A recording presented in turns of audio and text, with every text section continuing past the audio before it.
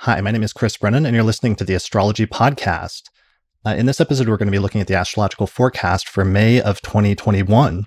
Joining me today are astrologers Kelly Surtees and Austin Coppock, and today is Tuesday, April 27th, 2021, starting at 12:10 p.m. in Denver, Colorado, and this is the 301st episode of the show. So hey guys, welcome back to the podcast. Hi. Hey, Chris. Hey.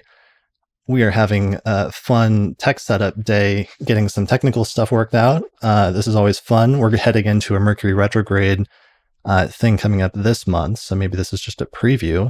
Why don't we go ahead and take a look at the sort of brief overview of the astrological forecast, just to give you a look at some of the major highlights, and then we're going to jump into a detailed breakdown of the astrology of May, followed by maybe some miscellaneous discussion topics later in the episode, maybe an hour or 90 minutes in. So here's the astrological alignments calendar for May of 2021. Some of the major highlights this month feature a bunch of the inner planets as well as one outer planet shifting from fixed signs into mutable signs, such as Gemini and Pisces. On the 3rd of May, Mercury goes into Gemini. On the 8th of May, Venus goes into Gemini. Then we've got a new moon in Taurus on the 11th, Jupiter ingressing into Pisces on the 13th, the Sun ingressing into Gemini on the 20th, Saturn stationing retrograde in Aquarius on the 23rd, a lunar eclipse in Sagittarius on the 26th, and then Mercury stationing retrograde on the 29th of May. So those are some of the major highlights of the month. What are some of the other major highlights that I've overlooked? Kelly, do you have any off the top of your head? I mean, I'm looking forward to an aspect this month between Mercury and Saturn, in addition to, of course, the big news, Jupiter moving into Pisces. That's definitely high on my list of May features. Yeah, that Mercury-Saturn trine with both of them in their domiciles, their traditional domiciles, is one of the nice highlights in the first half of the month. Yeah. Totally. Austin, are you psyched about Jupiter entering into its fishy domain? I am. I'm looking forward to the bounty of the sea. Bounty of the sea. That's like already with the quips. So good. That's like how what tuna is called like the chicken of the sea or something like that. So Jupiter, there's some sort of parallel there. We'll come up with it later in the show. What other highlights? Jupiter's maybe the Wagyu beef of the sea. Oh, I like that. Okay. So what are you looking forward to? I know we've also got eclipses coming up at the very end of the month. That's pretty significant moving into eclipse season. Yeah, I mean, there's not much I'm not looking forward to about this month. It's a great month to be a mutable nativity. For sure. Also with Saturn stationing retrograde, Uranus starts closing the gap, and it actually catches up to and overcomes Saturn by next month. So we're actually also moving into or back into Saturn square Uranus territory here, which quickly culminates next month with the second exact Saturn-Uranus square. So that's a major outer planet alignment that's building up very quickly and very rapidly this month. Yes. Yeah, moving back into that space. I think I've been like trying to forget about that and just focus on the middle of the month with Jupiter, but it's good to keep that in mind. Yeah, so there's definitely like two parts of the month. There's like the first half of the month with like Mercury going through Gemini and trining Saturn and some of the stabilizing aspects like that. And then Jupiter moving into Pisces mid-month, but then the end of the month, I feel like things start getting a bit more tense with Mercury going retrograde, Saturn stationing, and Uranus coming up to square it, and then also the Sagittarius lunar eclipse in the beginning of eclipse season again. Absolutely. Yeah, things kind of go in a different direction. They take a turn at the end of the month. That's a good phrase. All right. So should we just jump right into the major breakdown of the first week of the month? Yeah, we can. Do you want to do any promo stuff at this point, or do you want to get into it a little bit first? Sure, we might as well. I mean, that is a major thing that's happening this month in terms of the astrological community. So thanks for mentioning that, is that the Northwest Astrological Conference is taking place in May, and that is our main sponsor for the month. So the Northwest Astrological Conference, most professional astrologers know about it because it's one of the main astrology conferences that happens every year in May for the past 36, 37 some odd years. This year, again, due to COVID, it's actually taking place online. So it's like a world-class astrology conference that's happening online this year, where there's over 30 astrologers who are giving lectures on different types of astrology, as well as workshops. I think, Kelly, you're doing a workshop? I am. Yeah. Post-conference workshop on Monday, all about preparing for an astrology consult. So it's less about like doing the chart read itself and more about like centering the chart read in the experience with the client. So a little bit of the businessy, practical, prep side of things. And I think you and Lisa are speaking in the main program as well, Chris. Yeah, I'm giving a talk on the traditional view on the malefic planets and some of the unique sort of esoteric views of the malefics in traditional astrology, which are a little bit more nuanced and a little bit more detailed than you might expect. And I'm looking forward to giving that talk, but I'm actually mainly looking forward to just seeing a bunch of other talks from sort of a mixture of older established astrologers as well as some newer astrologers that are either giving their first talks or sometimes just like their second talks at a major conference. So NORWAC is always a good time. It's too bad we can't be there in person, but maybe next year. But I think given how well it went last year, that this year should be pretty good. Austin, you have always had successes at NORWAC. I believe that you got together with your partner to NORWAC, right? Yeah. So if you're looking for a life partner, apparently you can find those at NORWAC. It's not on the website, but, sort of the secret menu. You two will have to do a workshop on that at some point. We'll have to clear that with Laura maybe and see how that goes. All right. Well, people can find out more information about that conference. I would definitely recommend checking it out at norwac.net. And that's taking place later in May, at the end of the month, May 27th through the 31st, 2021. So be sure to check it out. All right. Thanks for mentioning that, Kelly. Let's jump into breaking down the major astrological happenings in the very first month or first week of the month. So let me pull up, for those watching the video version, the planetary movements in the software that we use, which is SolarFire. Here's our electional chart for recording this episode. And here's the chart for May 1st. So as we can see, we sort of start out the month with most of the inner planets, most of the planets in general, moving through the fixed signs, and especially the inner planets moving through and completing their trip through Taurus. But then pretty quickly in that first week of May, we see that ingress of Mercury into Gemini, followed by Venus moving into Gemini by the 9th. So we start getting a shift of not just inner planets into the mutable signs of Gemini, but also eventually Jupiter catching up and moving into Pisces around May 13th, May 14th as well. So how do you guys feel about that first week of May and that shift from sort of like fixed sign energy to mutable energy? I feel good about it. I'm especially excited because I don't know if I just have a bias towards mutable signs. So I love when we get more mutable mojo, but particularly Mercury coming into its home sign. I know there are going to be some messy moments of that with the retrograde and some of the aspects that Mercury is going to make. But I think the first part of the month, Mercury is just really, getting our thoughts going in a way that can be stimulating. And I don't know, I know Venus will have a dignity change coming out of Taurus into Gemini, but I still think there's a little bit of fun to be had with that. Definitely. What are you guys like thinking? That, Yeah. that first half of the month with Mercury going through Gemini I think is good times. And Mercury is more chatty, and the shift towards mutable signs, one of the keywords for mutable signs is just change. And sometimes that change can be really good and can be really refreshing. And especially in the first half of the month, that sense of like something refreshing is what I'm looking forward to perhaps the most. Yeah, we can say with mutable signs, it's their job to change it up, to switch it up, do something else. Yeah, exactly. So just like when the sun gets into the mutable signs, it's that weird middle ground where it starts moving away from the middle of the seasons and towards the next season. So it's like preparing for and paving the way for an impending change. There's a heavy feeling like that, I feel like, in May with that shift to mutable sign energy and that feeling of preparing for and paving the ground for an impending change. Yeah, another thing that's nice about Mercury and Venus moving into Gemini is it coincides with them both being very visible on the Western horizon. Venus, they both made superior conjunctions to the Sun over the last month or so.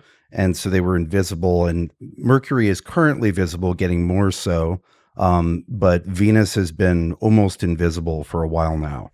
And so that evening star Venus is, how should we say, to a certain degree, the beneficence is equivalent to the amount of light. So getting more and more light is a good thing. Funny that you mentioned that. I just recorded an episode with Dimitra George where we talked about the sun, and a big part of that was talking about the solar phase cycle. So I'm not going to release that episode until early next month.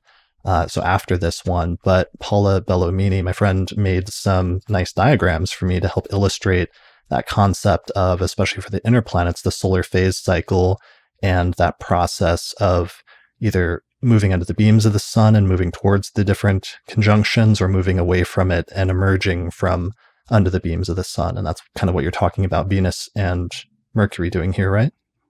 Yeah, absolutely. And this is visual. People can look out to the Western horizon just after sunset and be able to see both of them, both Mercury and Venus.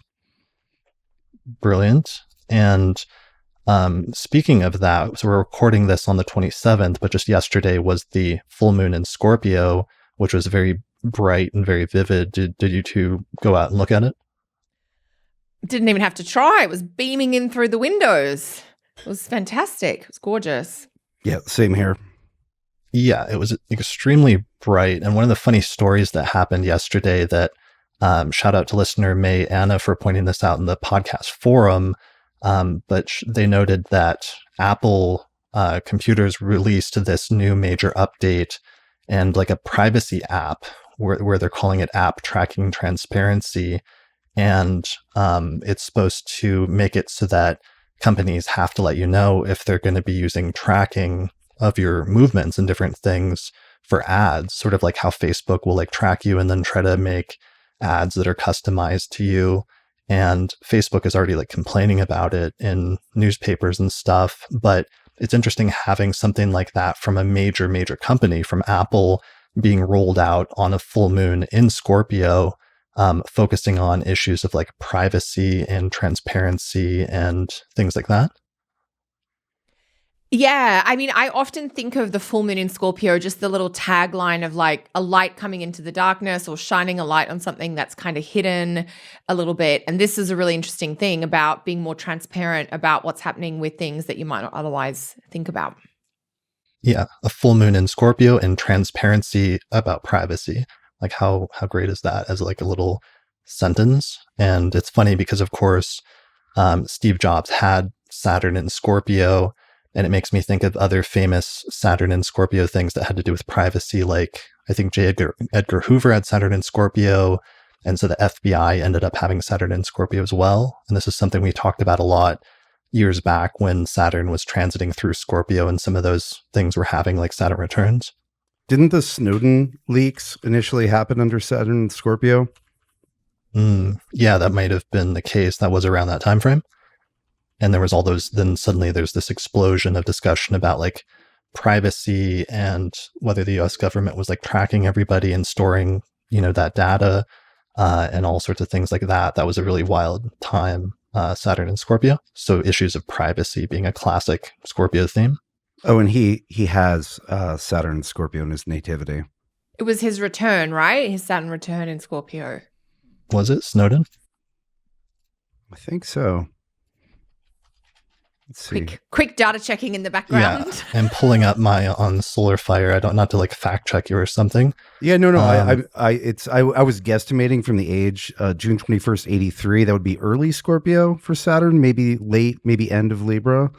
Yeah, I was right on that cusp. But anyways, you're right that it was around that time that all that discussion was happening. So interesting will still be, since we're just coming off of that, and that was the last lunation. That lunation is going to carry forward some of that energy the next couple of weeks. So that takes us into, that first lunation, at the very least, that new moon that's going to take place here in May in Taurus on the 11th. So maybe some issues with, or at least themes having to do with privacy as a major theme to reflect on in our lives in different ways, coming off of that full moon energy at the beginning of the month. Yeah, there's the new moon sort of locks in the number of changes we've had. We've got Mercury and Venus in a very different place than 10 days previous. It's nice. It's very, another thing about just planets in Gemini is they're lively. It's very like, it's very, they're very mobile, lively, back and forth, talk, go, especially with Mercury there being the sign ruler and, being quite, having quite a bit of light. Yeah, go ahead. Sorry, Chris. I was going to say, yeah, there's a real kind of interactive quality to this Gemini, transit. Like, yes, let's do this, or let's talk about this, or let's exchange this back and forward. And there's something about Venus in Gemini with like the pleasure of exploring curiosity, or that the pleasure of that interactivity or connectedness. Yeah. Also playfulness, and also movement and ideas of movement, and freedom of movement may be like a major theme with everything moving into Gemini in the first half of the month. I'm a little bit concerned that the second half of the month, when Mercury slows down and stations and then starts retracing its steps while square Neptune, that strikes me a little bit similar to what happened a year ago when Venus went retrograde in late Gemini around the same degree square Neptune. And there was this, at least in the US, like people coming out of the first lockdowns and sort of thinking it was over and we could go out again and everything was going to be great. And then all of a sudden the second wave hits and everybody had this reality check that we were still in the middle of a pandemic. And I'm a little nervous about Mercury going retrograde later in May, as a almost sort of echo or repeat of that to some extent. But at least in the first half, it seems like having a breath of fresh air and the ability to move about freely is like one of the themes. Yeah, absolutely. And as we said, like a change up, it's different, right? Going outside isn't, we were able to go outside and go around wherever we wanted. For most of life. And, it wasn't always that awesome. There are car accidents and it's fun to see people. And then you realize that, not everybody's that awesome. And so there might be a little bit like, oh, okay, I can do that again. Yeah, I guess it's better, but it's not, it's not like, there were problems with normal before normal got destroyed. Yes. Yeah, it's easy to idealize something when it's off limits or when you can't do it, but then getting reacquainted with it requires not just reacquainting yourselves with like the benefits of it, but also with some of the downsides. Yeah. Go ahead. I was going to say the one word that I've thought a lot about with this Mercury-Venus combo in Gemini, because it sort of peaks in an exact conjunction between the two of them later in the month, is the pollinators. Like, I always think about like the bees and the butterflies and the birds in the garden, and that sort of, there's a process of fertilization that goes on with the exchanges and the interactivity and the connectedness that happens there that seeds things for the future, I think. Yeah, absolutely.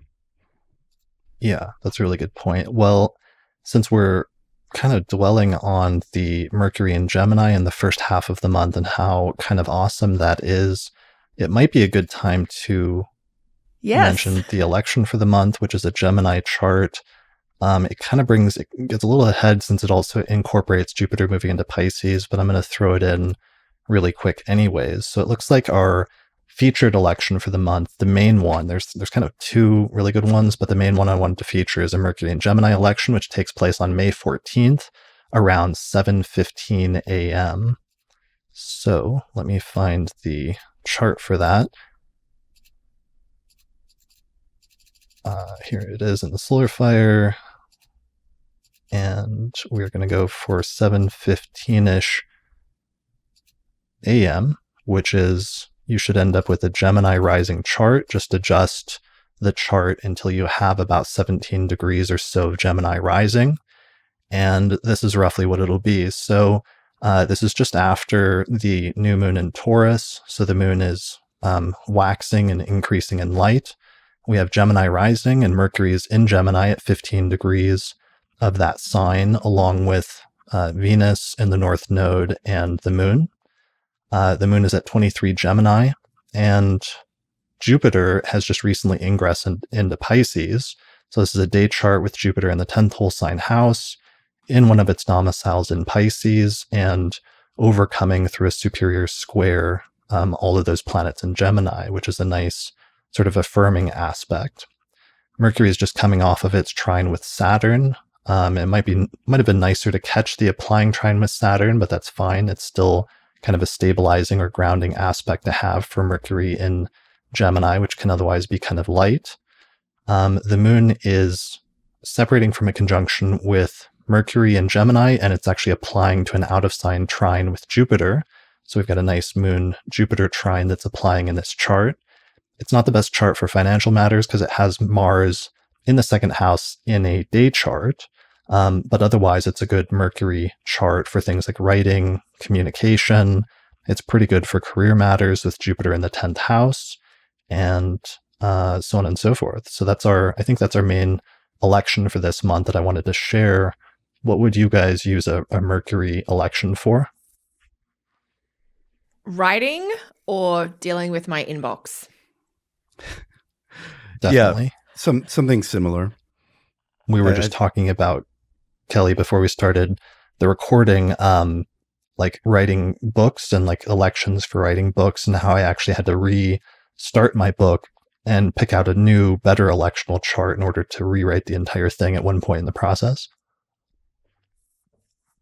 Sometimes you need to change up the energy that's infusing the project. So that's smart strategy. Yeah, for sure. So we actually have a bunch of elections this month because it's one of the better months for electional charts. So we packed a bunch of elections in. So if you'd like more charts for different days, check out the Auspicious Elections podcast that I do each month with Lisa Scheim for patrons through our page on patreon.com/astrologypodcast. But otherwise, yeah, good luck with that chart and let us know how it goes. All right, so back to our first week, maybe getting into the second week of the month. We've got all the Gemini action going on. We also have a lunation very early in the month on the 11th of May in Taurus, right? Yes, we do. And the Venus comes into play a little bit there as the ruler of the lunation. So that Venus in Gemini vibe kind of just gets pulled in there a little bit. There it is. So it's going to happen at 21 degrees of Taurus in Venus's sign, and Venus has just recently ingressed into Gemini.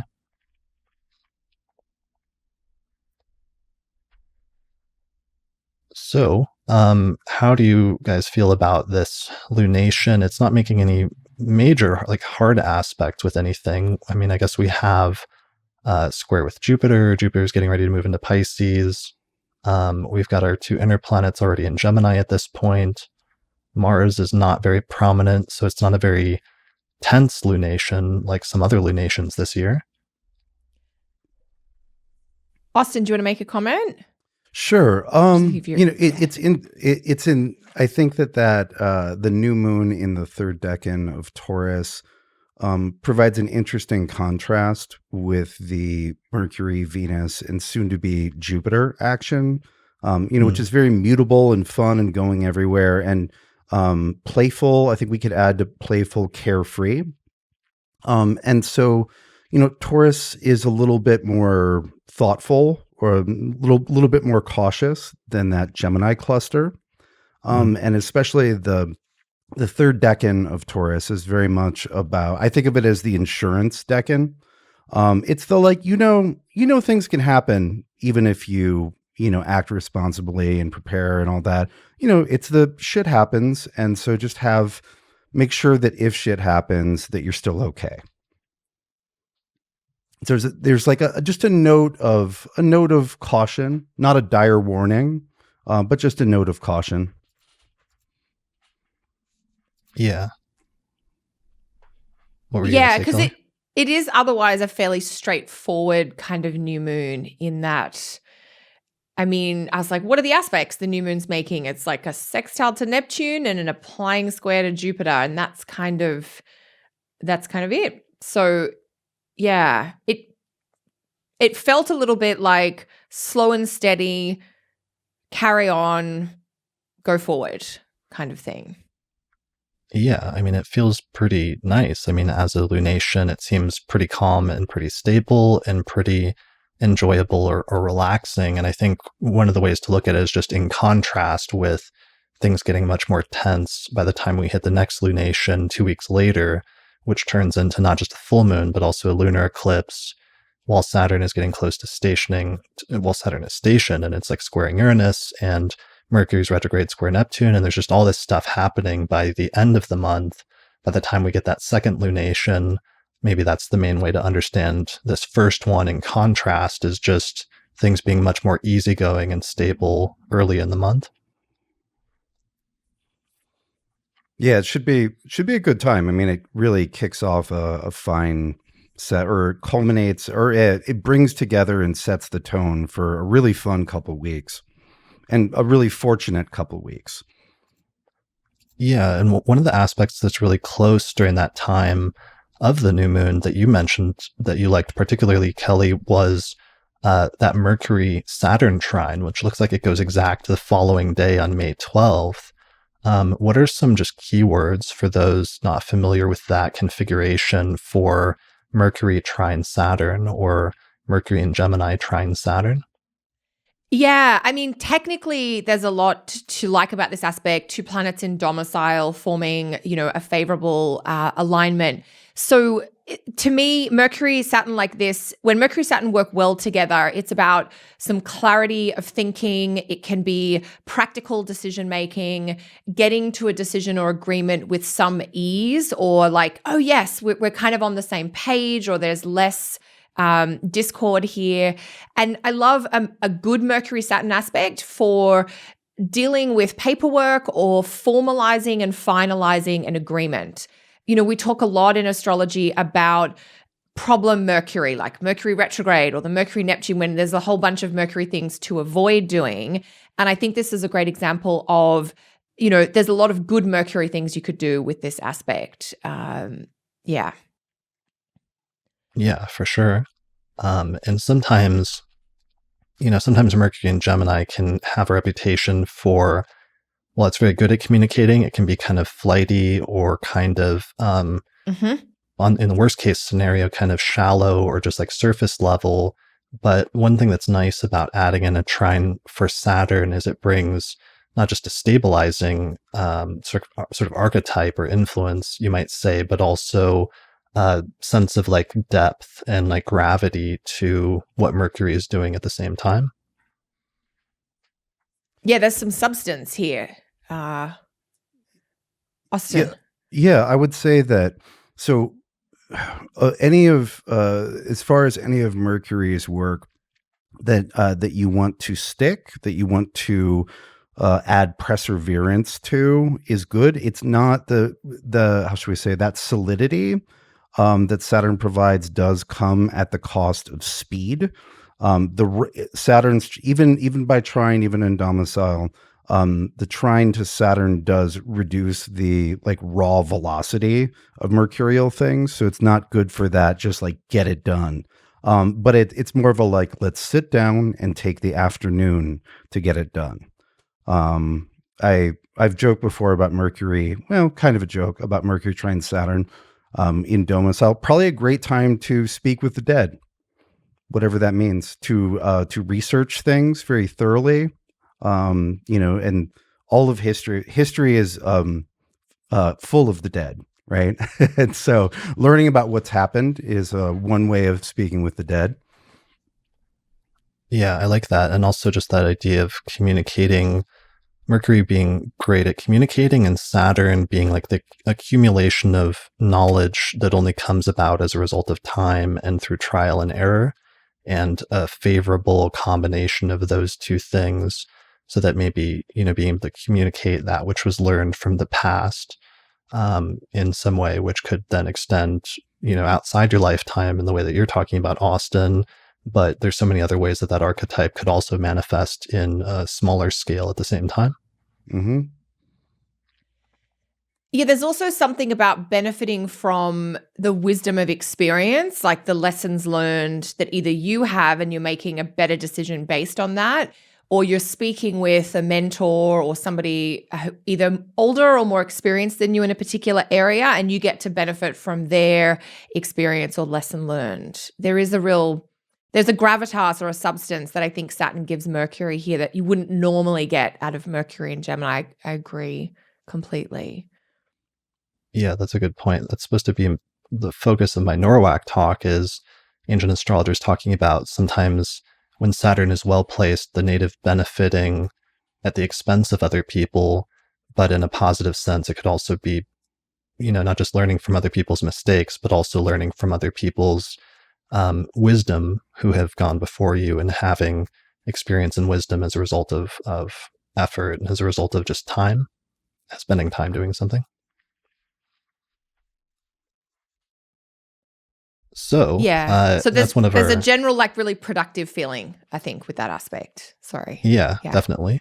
And that's actually reminding me that I meant to mention I keep thinking about and marveling or doing more research into how crazy it is, how quickly the vaccines were developed and how that did end up manifesting. Because I did, in episode 300 that I released, in the episode before this one, I did a major highlight reel of highlights that were put together by a listener named Alicia Park, who picked out highlights of great either prescient statements or deliberate predictions that we made in our forecast episodes last year. And it was really fun looking back on that episode and seeing some of the things that we got right.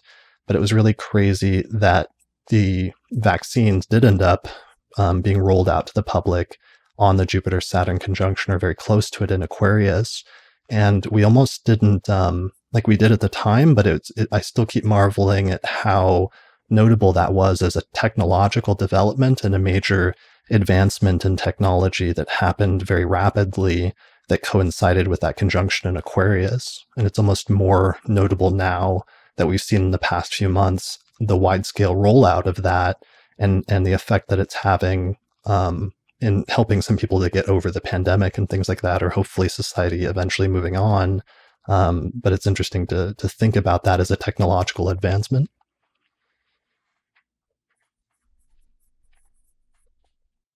Yeah, I think it's really great. And just to think how quickly, and the collaboration that went on in different parts of the scientific community, funding barriers, just not there as they normally are. And that it is quite quick, and it's amazing that it's effective and it's helping people, and that it timed out with that. I think, yeah, it is because sometimes I think the point you're also making, Chris, is that sometimes these things slot a little bit more when you look back, and that's one thing that is clearer and clearer now, for sure.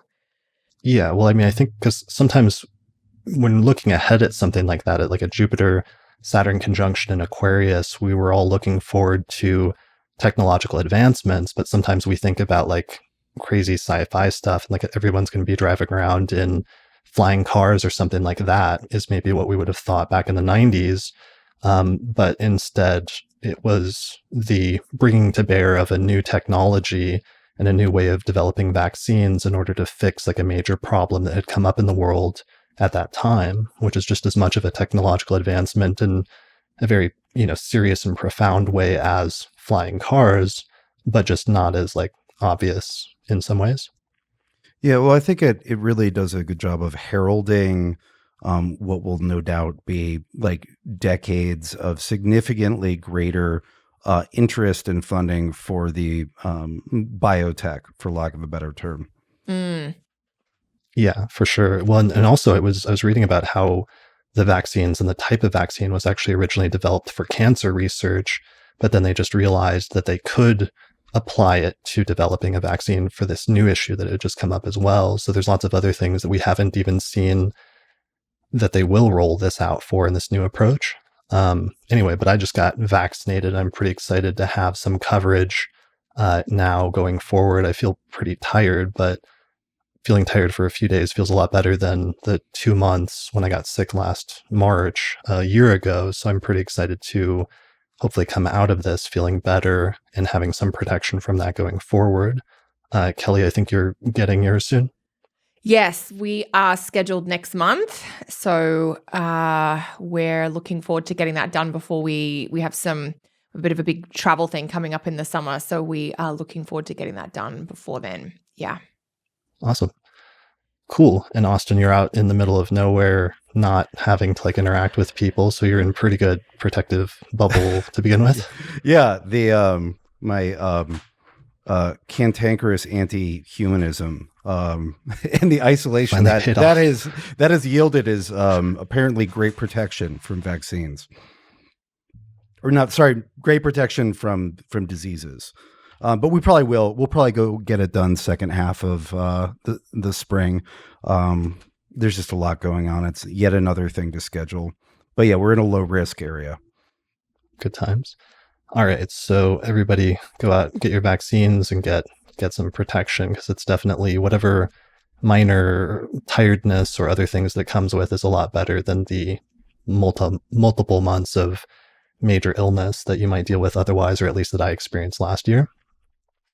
All right, so let's go back to the forecast. We're talking about the second week at this point. We've talked about the lunation, the new moon in Taurus on the 11th, and now we get to the elephant in the room, or the chicken of the sea, as we were saying earlier. Jupiter moving into Pisces on the 13th of May, and the sort of breath of fresh air that I know a lot of us have been looking forward to in terms of Jupiter finally being free of some of the restrictions and the things that have been holding it back over the past year or two during its long journey through the Saturn-ruled signs of Capricorn and then Aquarius. Yes. Yeah, it's going to be nice. Yes, my two Sun and Pisces friends, I know you've been looking forward to this for a while, not just for altruistic, world in general reasons, but perhaps for personal reasons as well. Perhaps. Maybe slightly selfishly, but also collectively it is. I mean, it's the greater benefic coming into a place where, theory tells us Jupiter has some resources or some gift or support, or even that concept of like the word that comes to my mind is succor, that almost that semi-religious spiritual thing of something good for the soul kind of thing. And I think that will be a balm that will benefit many at this time. Definitely. So that's really emphasizing we're talking about the Gemini placements in the first half of the month and ideas of like freedom of movement.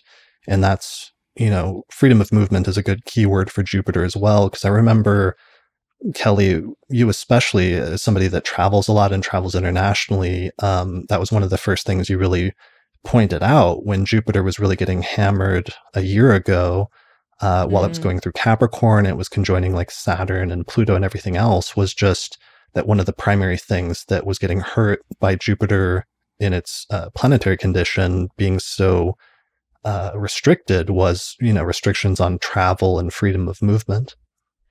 Yeah, the travel, I think, has been huge. Obviously, it's one industry that has been sort of totally decimated on some levels. And so I think Jupiter's condition in Saturn-ruled signs, but combined with the co-presence of Saturn, and that combination, obviously Jupiter is in Cap and Aquarius every 12 years, but for Jupiter to be there with Saturn, that's an every 60-year kind of cycle. So that's not something we deal with all the time. And then add into that we had the South Node in Sag, which, that the last time that happened was in the post 9/11 travel environment, which changed long, big distance sort of, flight travel substantially as well. So I'm really intrigued to see what Jupiter and Pisces, how it helps. But I think that the best help from Jupiter and Pisces in that context is really in 2022, when Jupiter is there longer and when the South Node isn't in Sag. So It's a taste, but it's not the fullness, I don't think. Yeah, I think that was the keyword that I wrote down as well. Like a taste of freedom or something like that. Because Jupiter is going to dip into Pisces, but it's not going to stay there. It's just going to be there very briefly before it goes retrograde next month in late June. It stations retrograde at like the first degree of Pisces. And then by the end of July, it retrogrades back into Aquarius. So it's returning back to something that it almost thought that it got out of, but it's not quite over yet. Yeah, it's a 2.5 month appetizer. It's the like the full appetizer course. You get like the Caesar salad, you get a big pile of wings, you get some Soup, thinking of bread the barbecue rolls. place that like loaded JoJo's, maybe some onion rings, maybe something healthy, who knows. I've been thinking about this one a lot in terms of rain.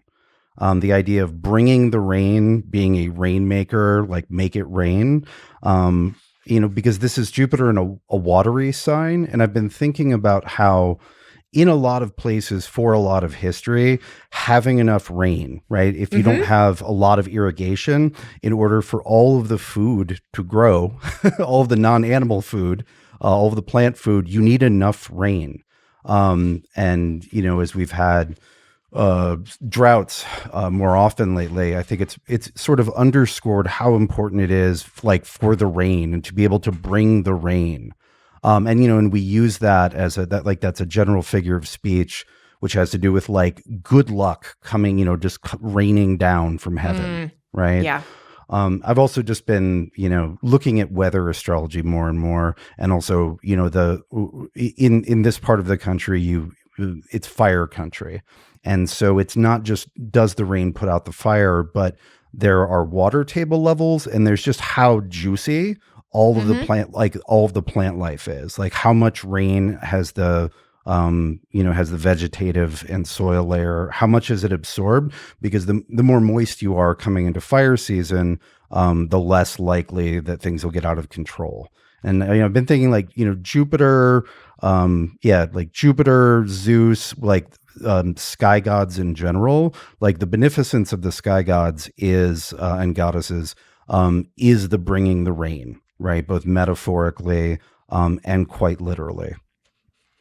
That's a really interesting point, because that's in looking at the highlights from last year. That was one of the things that you said about that pile up in Capricorn, Kelly, that really peaked in like March of last year, when all of the lockdowns, especially across the West, really went into place. Was when you're talking about Capricorn, you're talking about how dry it was, and how just in terms of the underlying Aristotelian qualities or Stoic qualities of the signs, that there was a real focus on Saturn and Earth signs and dryness. And one of the things that dryness does is it kind of separates things. Yeah, it creates space. Like everything, if you think about plant life, it kind of shrivels and pulls back, and it does become more crumbly. And I love what you're saying, Austin. And then, of course, I think about it in an emotional capacity. What does wet do? Wet is the binding agent that clumps together, or closeness. And, that wetness of connection is something that I think maybe psychologically or emotionally we're all maybe aching for in different ways, because we have had much more dryness. We've had more than our fair share. And the fire seasons, I think, in the US, I know in Australia, fire season last year was horrid. So yeah, the bringing the rain is something that will be very welcome. Yeah, that's a really good analogy. And so it's like the return also of social connection and whatever social lubricant of people being maybe in person or able to form in-person connections again, especially as some people then are coming out of the past year of enforced isolation, self-enforced often isolation, and not being able literally to connect with people, both not just physically but also emotionally. Yeah, and that the other thing I think about is the water as emotion and feeling, and how with what we've all been through in the last 12 months or so, there's a lot of people that are just holding their feelings together or just keeping it together, and we're going to have like a flood, I think, of emotion that individually and collectively supporting our emotional selves is going to need to be a part of the whole Jupiter and Pisces cycle, just this next little bit, but also next year as well. And I would add to that on a collective level that a strong Jupiter, as this is, Jupiter shows ways that things might be improved or manners in which problems might be solved, in like better solutions is something Jupiter brings. And like, part of people, Jupiter will be described as hopeful or positive, but that's when Jupiter is in a strong position, that's not ungrounded. It's literally seeing a better way that things could go, or seeing solutions, right? So that positivity isn't just, it's not just based on waking up in the morning and say things are going to get better, right? It's actually be like, oh, we can move things this way, or I can do this. What if we did this? I bet that would be better. Yes. So, yes. But one thing we could talk about that for 2 hours, that planet, I think. So, but one thing we have to emphasize, and that was emphasized from the outset, is that this is a preview, and that's because of the temporary nature of this transit over the next couple of months, where Jupiter just dips into Pisces in the first couple of degrees, but then by late July, retrogrades right back out and goes back into Aquarius, where there's unfinished business for the entirety of the second half of the year. So eventually it'll station direct in October at 22 Aquarius and start moving forward again and picking up speed. And then eventually by late December, Jupiter will return to Pisces, will be finished with Aquarius, and will be back in Pisces to stay for most of 2022, I think. So unfortunately, no. No. Because it does just zoom through? It just zooms through. Yeah. Oh, man. All right. Well, that kind of bums me out. But so this first bit, which takes us Jupiter in Pisces Jupiter's in Pisces from mid-May until almost the end of July.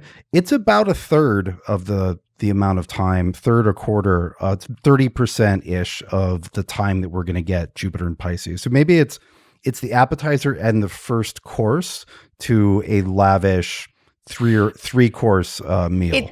It's a 7-course degustation, and we're going to get 2 courses now or something, basically. I like that. Yeah. I just only going through 2 degrees, I feel like it can't be that filling initially, and there's something that's still left for the future after this 2-month period of experiencing Jupiter in Pisces for what is, in the big scheme of things, a relatively brief span of time. Yeah, I think there's going to be a mix, because there's going to be the rain coming down, which is the healing or the support, whether it's medicine or opportunity. Jupiter is as a helper in that regard. But it's also, to Austin's point, I think it is the vision or the solution that parts of it you can put into place now, and parts of it are going to take a little bit of time to develop. Right. Yeah, that makes a lot of sense. So it looks like it retrogrades back for a little bit into late Pisces towards the end of 2022. Yeah, for a little under 2 months, I think. Okay. So that's it's just 28, 29 degrees when it comes back later next year. Yeah, I'll take it though. Mm-hmm. Yeah, for sure. 100%. It was interesting and kind of weird, and just, ties into this, timing technique that we kind of used and worked out really well last year, of just sometimes the first pass of something indicating a preview of something that comes back and becomes more important later on.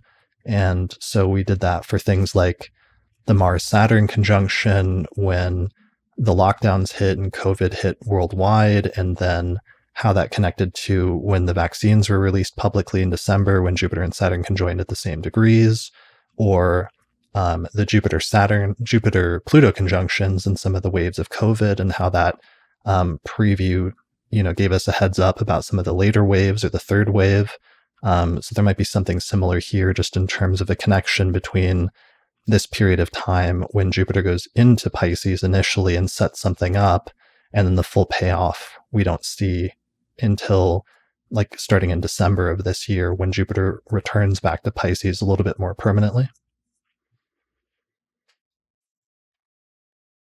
All right, so that is Jupiter in Pisces that's taking place, starting and takes us headlong into the second half of the month. Is there anything else going on in the second or third week of the month that we should touch base on before we get to the really busy end of the month or last week of the month, where there's like 3 different major things? Sun into Gemini in the third week.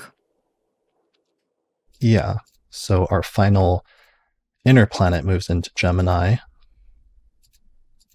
and then the Gemini party is complete.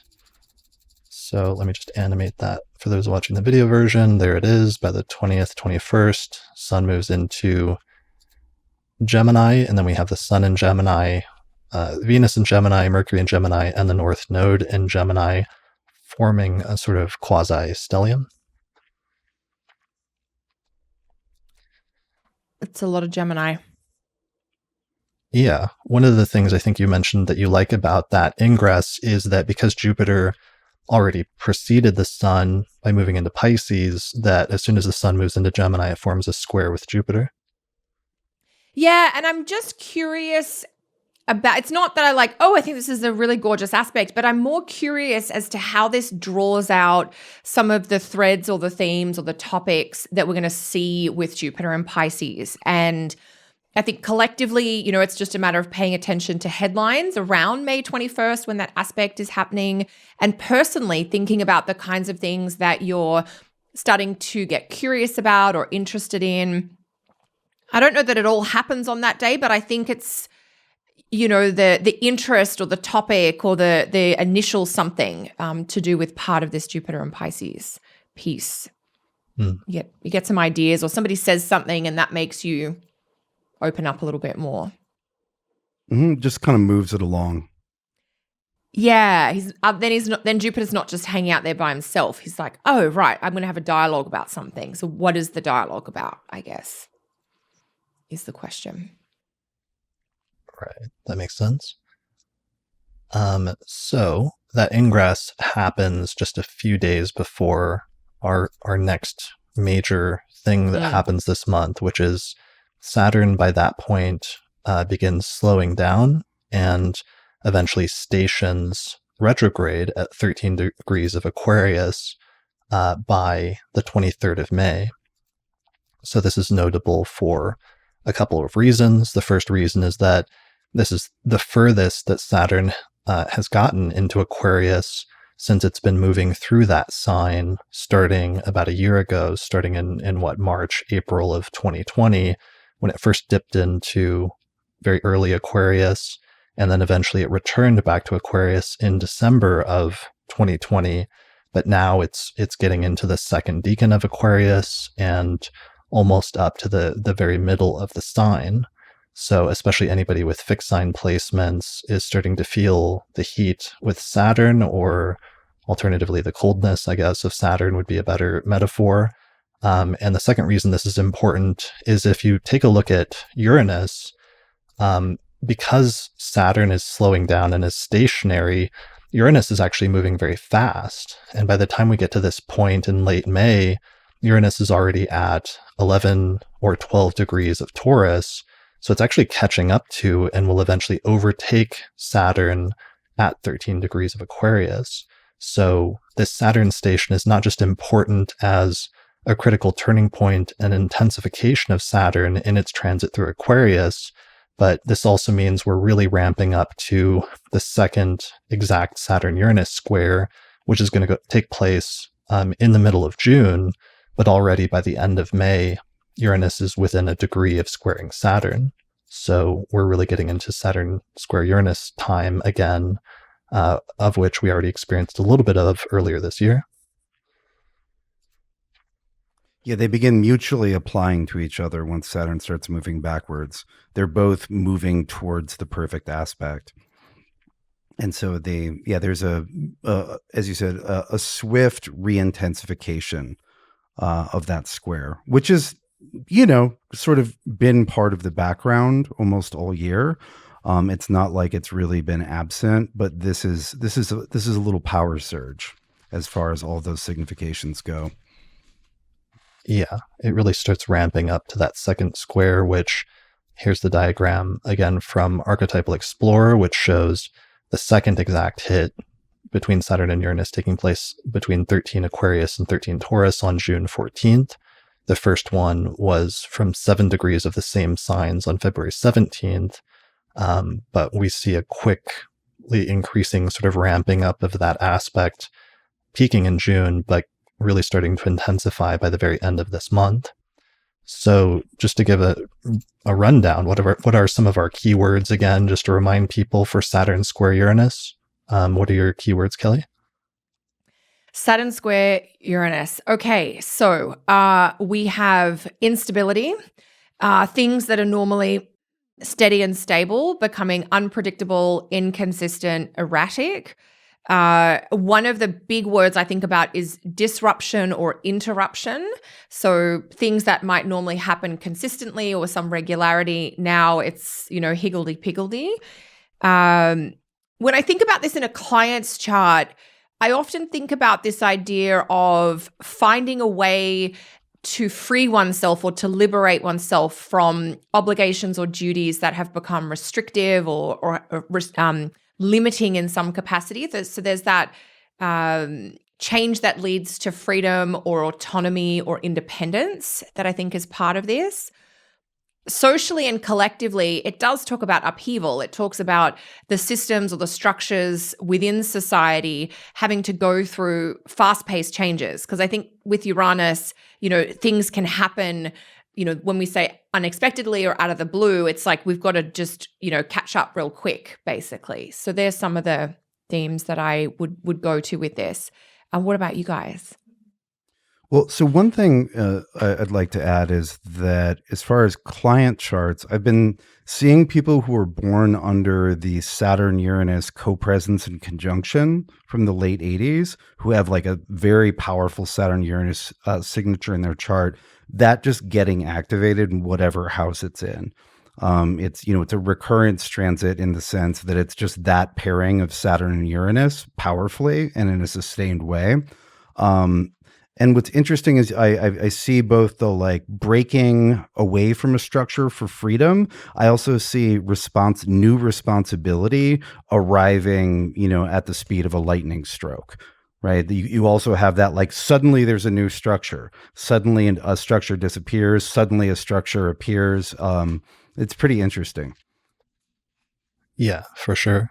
And I think we saw earlier this year, at the beginning of the year, for example, in January, when that square was already heating up, some of those like classic archetypal themes of like attempts to overthrow the establishment as like a major thing. And we had the, attempt, I forget what the term is. It's like escaping me at the moment, but the attempt to like overthrow the government. What is the term that I'm thinking of? Is coup the right word? Yeah. Basically, coup. Yeah. Insurrection. Yeah. Thank you. Insurrection. Yes. That's the word. Yeah. Insurrection. And that was a very literal manifestation of this broad archetypal theme of attempting to overthrow the establishment, which we even see from a mythological standpoint in the story of like Saturn and Uranus in like Greek and Roman mythology. But also if we think back to last summer, the May-June timeframe was actually our very first preview of this, with the George Floyd protests and some of the things that were happening early last summer, where we see a similar but different version of that archetype of like attempting to overthrow bad societal structures that are like built into society and to expose them and reject them and make and change things, basically, like things that need to be changed. So I think we'll keep seeing like alternations between those different themes with this Saturn-Uranus square growing in intensity next month and sort of waxing and waning during the entire course of this year. Mm-hmm. We also had the GameStop thing as far as like attempting to earlier this year. Attempting to overthrow a rig system or to, however you want to frame that. But it was certainly not It was certainly not system friendly. Some of the imagery that I'm getting, trying to think about it on a personal level as well as a collective level, is so with Saturn we have structure, right? And if Uranus likes to shake things, right? Things vibrate or shake when there's a lot of energy put into them in a short amount of time. And if you think about different structures, right, like things that are brittle, if you shake them, they come apart, right? Whereas there are more coherent structures like a tree. You shake a tree and some fruit might come out, right? But it's not going to the tree, if it's sufficiently moist, is not brittle.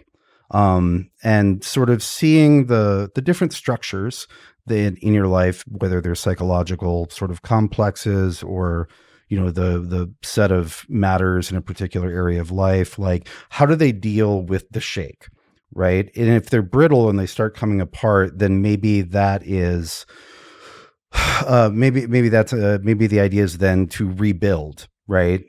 Whereas if you also get kind of a stress test thing, you can see what parts of you and what parts of life can do a little shaking, right? That have some flexibility, some mobility, and coherence, and can take a little shaking. Does that make sense? Yeah, I like that imagery of shaking a tree, or even Julie Palmer mentions like an earthquake in the chat, and just that notion of shaking the very foundations of something, and whether something will come loose as a result of that. Yeah, if you for example, if there's a smallish tree that's been dead for a while, and you shake it, it'll start to crack. Whereas the same tree alive will just do a little wiggle. I love that imagery and the moisture, the wetness coming in, which gives the flexibility. So when something's really dry, if it's brittled, if it's hardened, if it's really old, it's more likely to crack or break. Whereas something has that moisture, which can sometimes be associated with youth or just freshness. Like something's been updated or it's recently been watered, and then it can handle it. And the idea of like fruit coming off a tree, that's a great thing. That's the gift of the tree. Right. I'm here for the tree stories. Yeah. Right. And I think that'll that might be a useful lens to look at some of the systems which get challenged this year, which have been challenged and will continue to be challenged. Like when they get shaken, is there enough life in that tree, or can you hear the cracks and snaps as the brittle dead structure shows itself? Well, and sometimes people, that being an opportunity for people, that the instability and the process of being in the middle of a movement that's like shaking up the foundations of something sometimes turns into an opportunity to people, which calls back to your point about like the GameStop thing and all of the people that were participating in that was shaking up like established financial structures, and then a bunch of people getting rich as a result of that. It also calls back to what ended up, again, thinking back to the highlight episode from last year, ended up being a good call in retrospect, which is us talking about the Saturn-Pluto conjunction and how it could coincide with extreme fluctuations of wealth up and down, but how sometimes it's during those times when things are falling apart that some people make their fortunes by taking advantage of a low point, or a difficult time for many people becomes an opportunity for some. And that ended up working out, certainly, for example, with some of the billionaires who became even more wealthy. But this year, maybe that's a similar archetype of it's not people being at their lowest, but it's people that sometimes can thrive during periods of instability when there's major shakeups that are happening to establish structures. Yeah, absolutely. There's new pathways open, right? When an existing structure is going through a period of crisis or change, there are pathways that are open that weren't before, and they may not stay open. Like there are, I don't know, like the highways of chaos, right, that don't exist during times of order. Yeah, and times of rapid change, sort of like when a new technology comes on the scene. Sometimes it's those early adopters who adopt it early and are just there first for whatever reason, sometimes by choice or sometimes by circumstance, who have the most benefit just because they get on the new platform and make the most of it early on. Yeah, this is reminding me of one other thing that I often use as a little analogy for when people are in major Uranus transits or cycles in their life. And it's the idea of an exception to the norm or exception to the rule, which I think is what you guys are getting at. The idea that normally you can't do X, Y, or Z, but in this, weird circumstance or weird cycle or unusual time in your life or collectively, things that you would normally be prevented from doing, you may be able to find like a side door through or around, for instance. Yeah, there is and also some people do better during unpredictable times like this. Some people do better during ordered times. I'm reminded there's a great general of the Three Kingdoms period of Chinese history named Cao Cao. I think that's the correct pronunciation. And we have this sort of literary history of that period. And it said that he went to be evaluated by some like oracle or sage. And the person looked at him and said, you'll be a capable minister during times of peace, but a genius in chaos. That's fantastic. Yeah. One of the things that makes me think about that's been really vivid this year, just in the past few months, we're only a few months into 2020, but because we're also coming up on the new set of eclipses. So it was after the last eclipse that happened in November, which was in Gemini. And on the day of that eclipse, Bitcoin suddenly, I think, hit a new high. And I noticed that correlation and then decided it was time to do an episode on Bitcoin in like early December. So we did the Astrology of Bitcoin with Robert Weinstein in early December, shortly after that eclipse. But that's a new thing that we're heading into now, is we're heading back into that eclipse series. So it's going to call back to that previous set of eclipses in late November and early December. But also one of the things that's gone really crazy this year, perhaps partially coinciding with, we've talked a lot about Uranus going through Taurus and some of the changes with currency, but Bitcoin has just gone nuts over the past few months in terms of its value and in terms of people buying into it and putting large sums of money behind it. And it's been really wild to see that actually taking place before our very eyes as something that we've kind of been anticipating ever since the ingress of Uranus into Taurus back in 2019, 2018? Mm-hmm. Yeah, it's also, right, all this interaction with Saturn is also just moving along some of the Uranus and Taurus themes that we talked about literally years ago, right? Like currency, like big fluctuation, currency, but also just the question of, which is new answers to the question of valuing things, right? Because currency is a tool for valuing currencies things. And food development, food technology, food supply. I think they were some of our Uranus and Taurus themes. Yeah. Vandana in the chat quotes a Wall Street Journal article that says China creates its own digital currency, a first for a major economy. So we're just seeing continued emergence of some of that story of the Uranus going through Taurus theme that we were expecting for that to be a major signature for this decade. But it's interesting how it's really getting keyed off, especially now that Saturn is squaring that placement from Aquarius. So we could expect to see further rapid changes and perhaps destabilizations of things like that, as well as rapid fluctuations up and down. Yeah, and so I cut out there for a second, but what I was trying to say was just that, Uranus and Taurus and currency, that's very consistent throughout history. But really, what's behind that is Uranus and Taurus ask for us to think originally and think all over again how to value things, right? Which is what currency is a tool for estimating value. And I think that the chaos of the last year has shown that some things have been overvalued, some things have been undervalued. And so this question of like, what is X worth? Is that question and questions like that are very much hovering around this time, and tools which help us answer that in new ways are an essential part of that storyline. For sure. Let's see. One other thing that came up in discussing this that I thought of is I've noticed and become reacquainted with this year a tendency that Uranus sometimes has that's sometimes overlooked as a tendency to go to extremes of wanting to like push things and go as quick and as fast as you can towards whatever one's ideal goal is, as part of like a tendency that Uranus has, that it's rapid and it wants everything to happen quickly and for the old order to be removed and the slate to be wiped clean as fast as possible.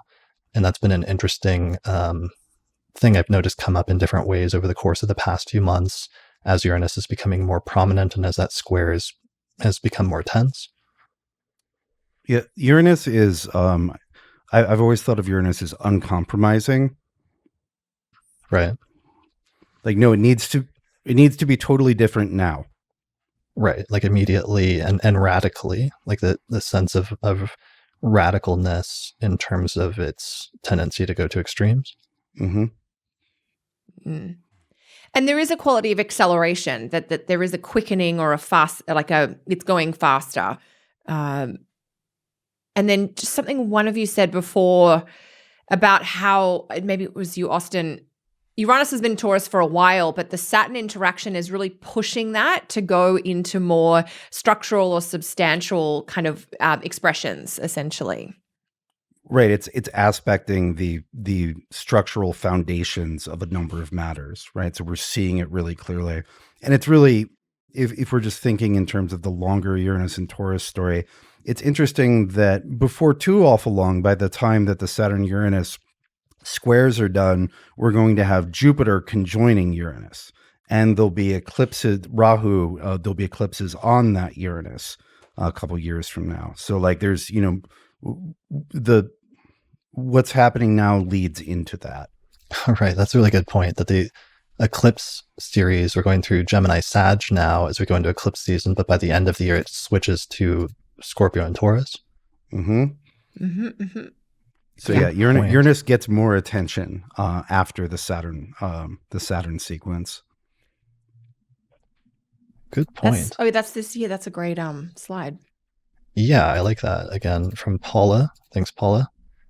I mean, if I was to summarize what we've been saying, and Chris, I think what we've been talking about the second half of May, it starts to get a little bumpy or wobbly at this point, like Saturn stations, and now it's applying to Uranus, and then we're going into eclipses.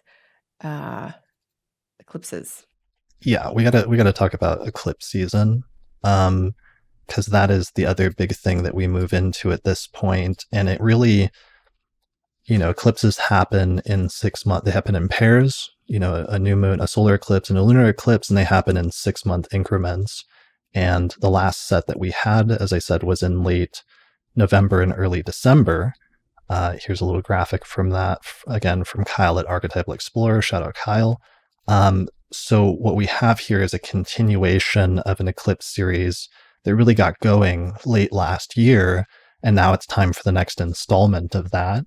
So there's some things that means, mundanely in terms of in a world sense. Like, for example, the eclipse on December 14th ended up being really important. That was in Sagittarius in the US and should have been like the start of a new cycle in some sense. And we saw simultaneously, I think around that time, both Biden, basically the Electoral College voted on that day and Biden was given the votes. And that was kind of, for all intents and purposes, pretty much the end of the presidential election cycle that was still lingering questions over up to that point. But also that was the first day, I think, that the first person or patient in the US got the vaccine administered. So, and of course, we've talked about the US potentially in the Sibley chart having a Sagittarius rising birth chart and how that relates. There may be some mundane things. There's also some personal things, of course, because that eclipse series was the shift into a new set of signs, into Gemini and Sagittarius. And so it was opening up a window of some major changes in different parts of each person's life, depending on what houses those eclipses fall in. So here we see a continuation of whatever that eclipse story theme was that began at least by late last year. Yeah, definitely.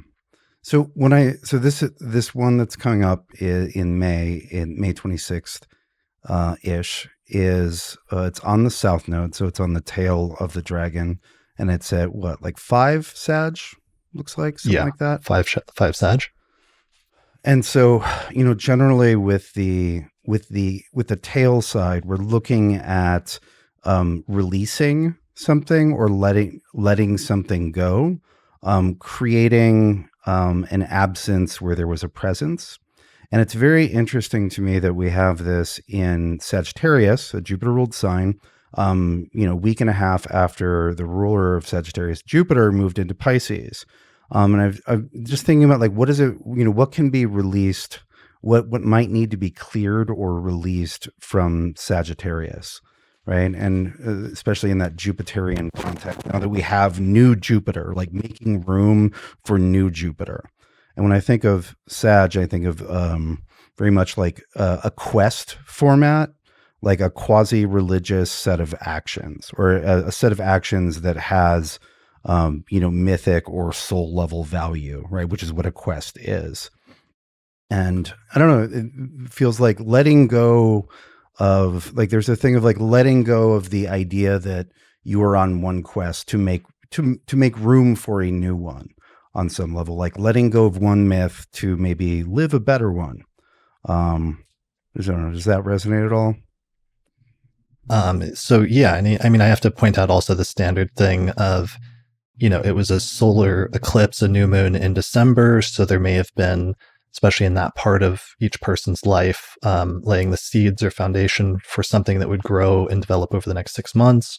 And then we should see a culmination of whatever that theme was that was started in December that culminates here with this full moon lunar eclipse that starts at the end of May. And the energy of that carries forward for the next 6 months. Austin, are you back? Yeah, I had a really bad drop out there. Sorry, I don't know when it cut out. That's okay. We all want to hear what you want to say. Yeah, it was really. What was I saying? What was the last thing we heard? You're saying letting very go. Profound. Oh, it's just, I was talking about what. So with the South Node, it's about clearing things away. Like think of the tail sweeping things clean or sweeping things away. And so I was just thinking about what is there to sweep away in Sagittarius right now? Well, the ruler of Sag, Jupiter, just moved into Pisces and is stronger than it's been in a while, right? And so if Jupiter is, if we're looking in this sort of Sag-Jupiter realm is, what's meaningful, right? Jupiter is the planet of religion, which we could maybe say instead of religious meaning, but just like what's deeply meaningful, right? Like what's meaningful at a soul level. And with Sag, Sag is the active, action oriented side of Jupiter. It's the fire sign that Jupiter rules. And so, sorry, I'm just watching your faces really carefully to make sure they're not frozen. No, you're good.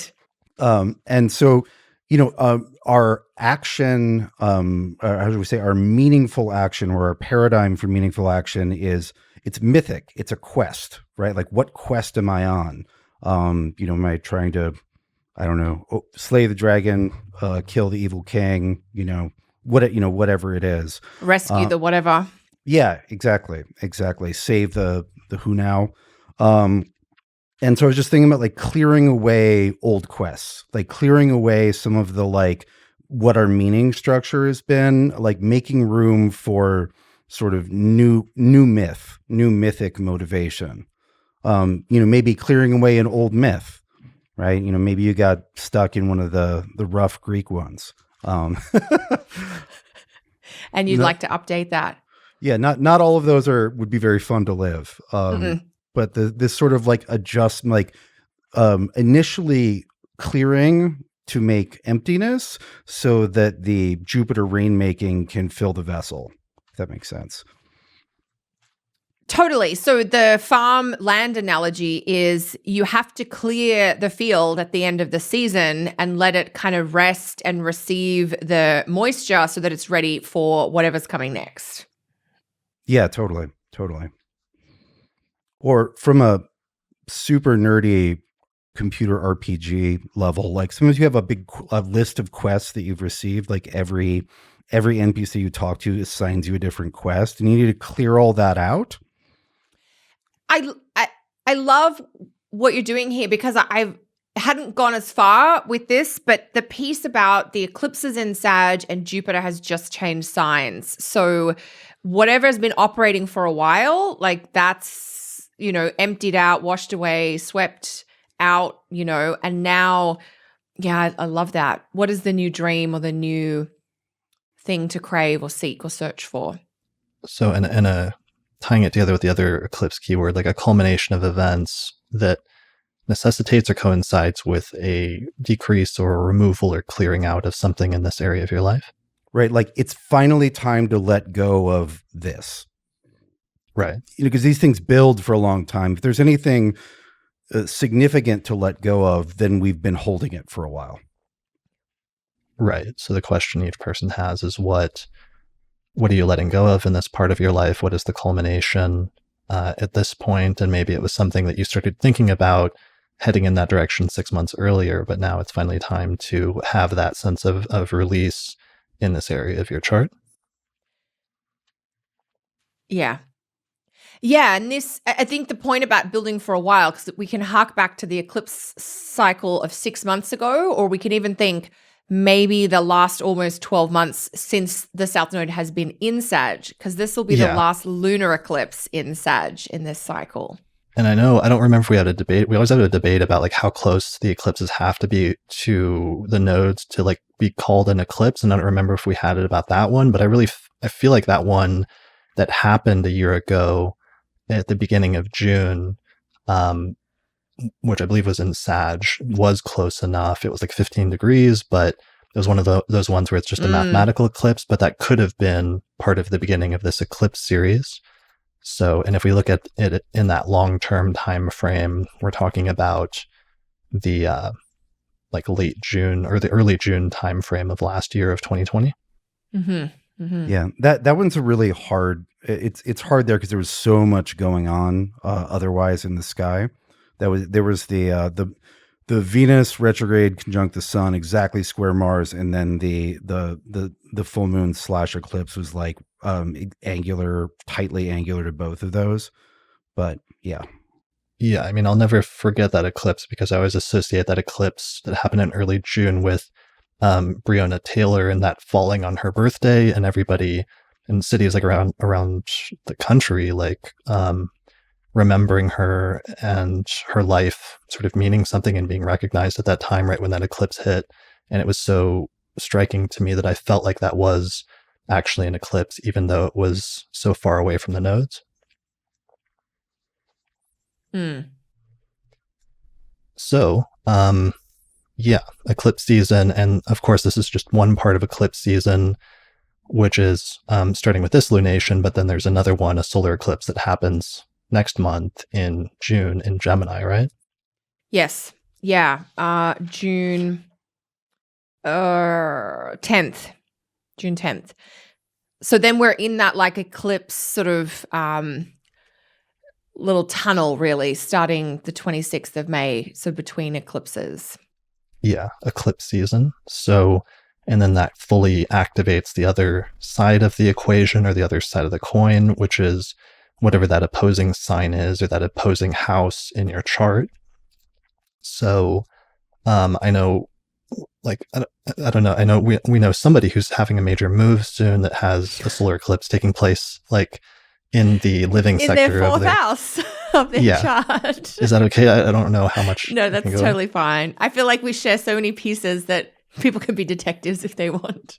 Right. They go back through all like 300 episodes and reconstruct your chart. Totally. So you're moving back to Canada. You've been in Europe for 2 years, and this solar eclipse is going to hit in your fourth house right before you move. And that's not like planned, or that's not, you didn't like go out of your way to like plan that for eclipse season. It's just happening that way. It's just happening that way. Yeah. And it's funny how I talk about this a lot with clients in consults, how life sort of happens. And it's like the astrology is sometimes descriptive rather than prescriptive in that, you know, it makes complete sense that you would do something like this under these circumstances, even if it's come about through timing factors that you didn't have a lot of say around. Yeah. Yeah. And that's really, sometimes with eclipses, that's the most notable just because sometimes it's things that are not, that you didn't fully plan out. It's just how things fell out or how things turned out. 100%, 100%.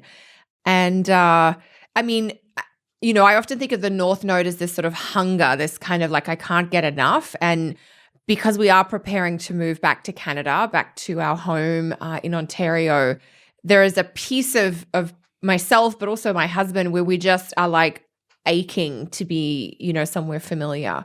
And so it's very nodal axis-y. So yeah, to have the eclipses there. Interesting. Maybe longing could be a North Node term. Oh, yeah. Yeah, there's like, I can't get it. There's a bit of an insatiable kind of quality, I think, to the North Node that, is worth keeping in the back of one's mind. Yeah. So eclipse season, do we have anything else? Austin, do you have anything else about eclipse season you want to say? Well, I've heard almost nothing that's been said for the last couple of minutes because I've been in Elon's satellite jail. One thing I think might be worth adding is that whatever area of life that Gemini is for you, that the June eclipse occurs within, will have been already massively overstimulated, right? Because we've had Venus there, we've had Mercury there, and Mercury's still there. And should we talk about Mercury? Yes, that's a pretty important piece of this. It is time.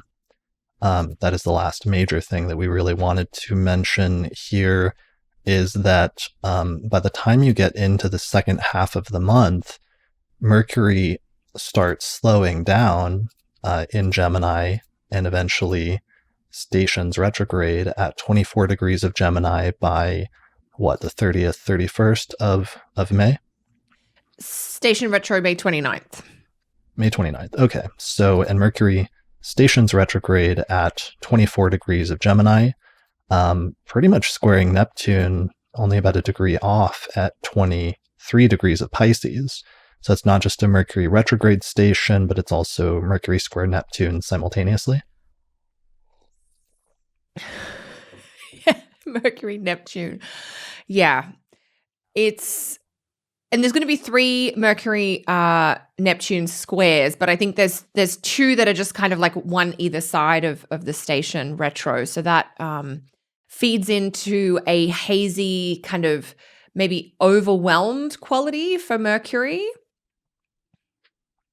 Yeah, for sure. I mean, because Mercury retrogrades can already be about like miscommunication or confusion, but Mercury square Neptune just redoubles the confusion and sometimes miscommunication themes. Can either of you hear me? Yes. Yeah. All right. I was confused about whether I could communicate effectively or not. I think this is a great gestalt. This is a lived example of what we were just discussing, Mercury, Neptune. But yeah, it's interesting though, because it's Mercury in its own sign and retrograde, right? And so I remember looking at these, whether they're in Virgo or in Gemini, and thinking like, okay, is it going to be better because of that? How is it different because it's in its own sign? And what I've come to is primarily that it's more powerful. Right. Mercury is in a sense the manager of that Gemini territory. And so has full authority to rearrange things as it goes retrograde. Right. So that the Mercury in dignity, when it's retrograde, it's allowed access to everything rather than being in somebody else's territory and, messing with their stuff, but not having full power. Right. Definitely. I keep thinking back to last year, a notable Mercury retrograde hard aspect with Neptune was like February, March timeframe of last year. Was at the very early in the pandemic where it was still new and nobody knew what was going on or how this thing was transmitted. And initially they didn't think it was like transmission. They thought it was transmissible by like touch and not by air.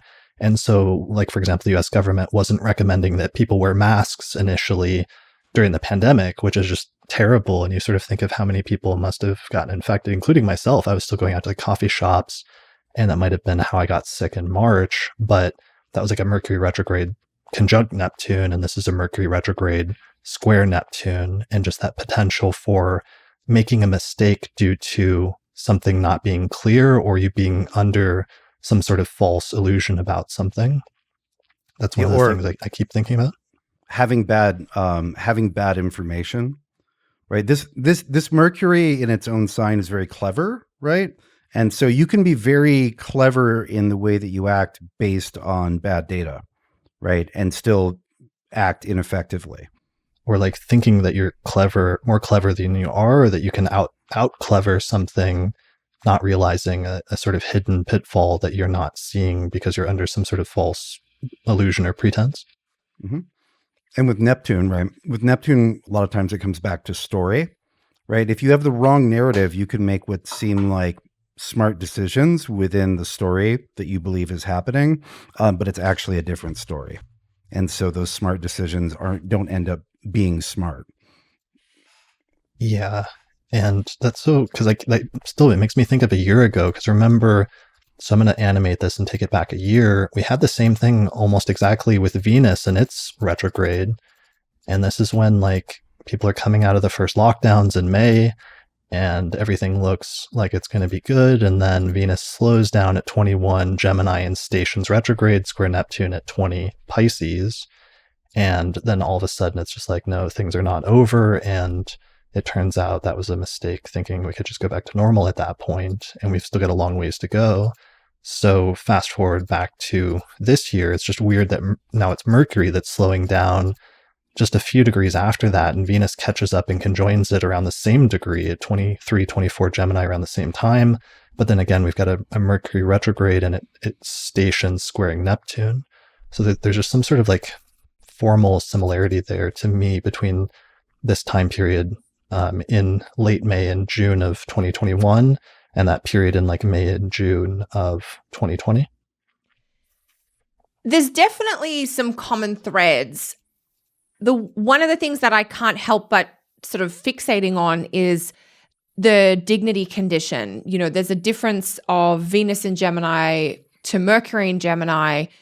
And Mercury in Gemini is still going to have concerns to deal with, but there's an underlying something that, you know, the image that keeps coming up for me when I think about this Mercury and Gemini square Neptune is some transport and travel and things like that starting to come back online, and the many, you know, if you think about the many layers of information that are being processed to keep planes, you know, safely landing, and baggage and people going through checkpoints and things like that, when things haven't been operating at a high level for a while, and then you try to gear up and you try to do it kind of quickly, there are going to be mistakes made. There are going to be quirks that people forgot about having to do that is, I think, going to be contributing to the crossed wires, the messiness, the delays, the foggy, you know, Mercury Neptune has this foggy facts. So it's like trying to do something Mercury and Gemini that on paper seems like it should work, and just running into some of those snags because things are not used to operating at this level. Right. Yeah, absolutely.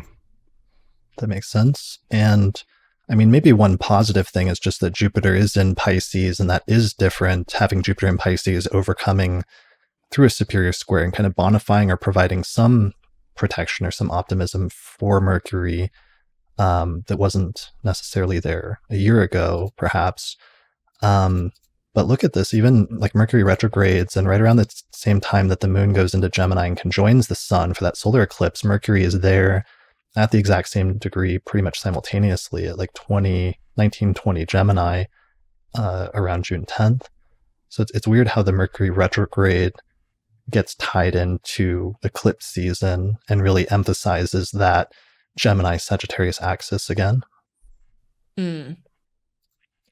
So somehow the Mercury retrograde story is tied into the eclipses, and the sense of, you know, maybe we have to like repeat our usual Mercury retrograde keywords, which we weren't as good about as I wish we were.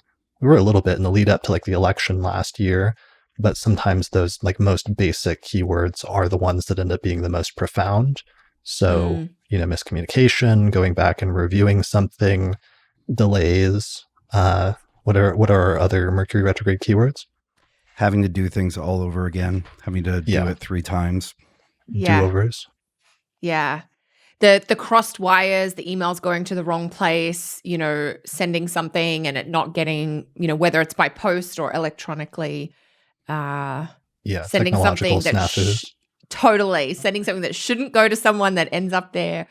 So the cross wires. But there is something about, the revisiting, the reviewing, the going back over. You thought it was done and it's not. Reflecting on something from the past or reconnecting with someone or something that you thought was done, or sometimes even like initiating and doing something and thinking it's done because it should be like a quick process, but then realizing you have to go back and do it over again, and it becomes something where sometimes you have to do it a second time or in a sequence of 3. Mm-hmm. Well, and so it might be worth restating that Mercury doesn't go retrograde until the very end of May, and that most of this is going to be June stuff. That's a very good point. Yes. Yeah. I just wanted to set it up because it may be tied into the eclipse story, because it seems so tied into eclipse, both in terms of Mercury stationing happening so close to that first eclipse in Sagittarius, just 2 or 3 days off, but then also the Mercury retrograde cazimi with the sun being tied into the following eclipse in June. But a lot of this stuff is being set up at the end of May, but some of these critical turning points, or even if there's a crisis or a problem that comes up, that's still playing out mainly in June. Yeah. Okay. I mean, I think that's a really good point in general, that May in many ways is kind of set up for themes that do continue into June, with the eclipses straddling the change of month, Jupiter coming into Pisces, which is going to be, continuing in June, and the Mercury in Gemini. I mean, that's a 2-month-long cycle that's going to run through till early July, and we don't normally have Mercury kind of spend so long in one place. So there is this. May is just part 1 of this middle of the year period, I think, and June is the second part. Even the Saturn-Uranus setup that you were talking about. Yeah, I kind of feel like the middle of May, or like the first portion of May, especially the middle, it's almost like a brief vacation. It's right. It's really fun. It doesn't last very long, right? Like a vacation, like even like a week. Yeah, which is amazing if you can take a whole week off. Yeah. But then things turn into like the next, I don't know, it's like the next serving of, big, serious, important stuff in June. But we have like a little space that's not already filled in May. Yes. And I mean, do you think that space runs through till after the Jupiter ingress? What do you think is the turning point for that? Yeah, I think the Jupiter ingress really kicks it off. I mean, it's not until the very end of May that we really turn towards, this next sequence of events, which is more, it's Mercury retrograde, it's eclipses, Saturn moving back towards Uranus, like the last. So there's almost like May, 2.5, like almost 3 weeks of like that spacious feeling. Yeah, in the first part of May. We have these like turns into, a more, I don't know, what's the word, tenebrous direction, like going into that wormhole with the eclipses. But that's not until the end, and the Saturn station is a little earlier, but it's going to be those things which turn us towards those more serious things. Like it'll be, they need to chip away at the vacation feeling, right? Like it's going to be one thing and then the next thing, and there's like right. It's not like all at once. And Jupiter will still be in Pisces, there's still a lot of good stuff. Yeah. I just smile so big every time I think about it. And not even for me personally. I just think it's just a nice contrast. Nice to have a well-placed benefic, which we've not had for some time. Oh, I meant to say this earlier. Jupiter in Pisces, of course, does not get interfered with by Saturn in any way, shape, or form. There is no aspect connection. There's no rulership. It's not only is it in its own sign, it is completely free from Saturn's involvement. Right. Jupiter unleashed. Or Jupiter relaxed, right? Relaxed. For the first time. Right. Yes. Gone fishing. Jupiter at ease. Temporarily at ease. Yes. Yeah. But, you know, on that note, like using the holidays sort of thread that you were weaving through, Austin, once you've had a chance to recharge, then you can manage the not at ease sometimes a little bit better or for a longer period. Like you get that refresh and then you're like, okay, I can go again. Yeah, you get your hit points back. Yeah. Go back to taking damage. Yeah. Yeah. Speaking of taking damage, I'm seeing Mars. Don't look at Mars. Don't look at Mars's next ingress. It's creeping towards the end of Cancer because it's not like hitting anything with hard aspects the entire time it's going through Cancer, and then suddenly it switches into Leo in mid-June and just sets up for that opposition with Saturn and the square with Uranus. Yeah. Yes. So we will save that for talking about. It's hard sometimes not to get when we have a month like this when all of the important stuff starts happening at the very end of the month, and you can just see the sort of like storm clouds off in the distance. It's hard not to want to jump ahead and look at that, but maybe we should set that aside for next time. Well, and we covered that pretty extensively in the yearly. So if someone wants to pop forward towards the second half of June, check out our 2020 year ahead forecast. Or the 2021. 2021. You know, whatever. I mean, really, you should. Some of the themes we talked about last year are still carrying forward, but 2021, if you want to check that out.